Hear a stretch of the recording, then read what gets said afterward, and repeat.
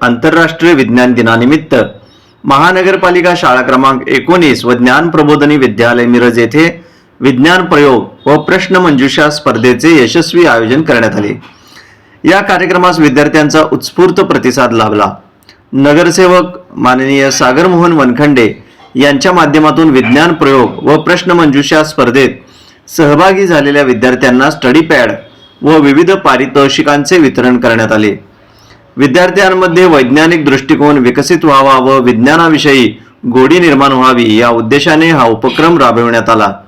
कार्यक्रमात प्रमुख मार्गदर्शक म्हणून माननीय अक्षय पुजारी सर यांनी आधुनिक विज्ञान या विषयावर विद्यार्थ्यांना प्रेरणादायी मार्गदर्शन केले। विज्ञान व तंत्रज्ञानातील नव्या संकल्पना त्यांनी सोप्या भाषेत समजावून सांगितल्या। या संपूर्ण कार्यक्रमाच्या यशस्वी आयोजनासाठी शाळेतील सर्व शिक्षकांनी खूप मोलाचे योगदान दिले। विद्यार्थ्यांना मार्गदर्शन करणे, स्पर्धेची तयारी करून घेणे व कार्यक्रमाची अंमलबजावणी सुरळीत पार पाडण्यासाठी शिक्षकांनी विशेष परिश्रम घेतले। या उपक्रमामुळे विद्यार्थ्यांमध्ये विज्ञानाविषयी उत्सुकता वाढली असून भविष्यात अशा उपक्रमांचे आयोजन सातत्याने करण्यात यावे अशी अपेक्षा व्यक्त करण्यात आली। आज आपला आंतरराष्ट्रीय विज्ञान दिन आहे। आज आपले थोर शास्त्रज्ञ सी.व्ही. रामन सरांनी त्यांना जेव्हा रामन इफेक्ट त्यांनी जेव्हा आपल्या जगापुढे आणला त्यावेळी त्यांना त्या रामन इफेक्ट बद्दल नोबेल पारितोषिक त्यावेळेला मिळालं गेलं होतं आणि हा एक अतिशय गौरवाचा दिवस आपल्यासाठी होता। त्यामुळे आज आपण तो आंतरराष्ट्रीय विज्ञान दिन म्हणून साजरा करतोय। आज आपल्या शाळेमध्ये विद्यार्थ्यांनी एवढ्या चांगल्या पद्धतीचे प्रयोग केलेले आहेत, युट्यूबच्या माध्यमातून असेल किंवा इतर काही माध्यमातून जे चांगले उपक्रम आपल्या शाळेमध्ये झाले हे खरंच कौतुकास्पद आहे। आपल्या शाळेतील शिक्षकांनी कायमच आपल्या सर्व कलागुणांना वाव द्यायचं काम या ठिकाणी केलंय।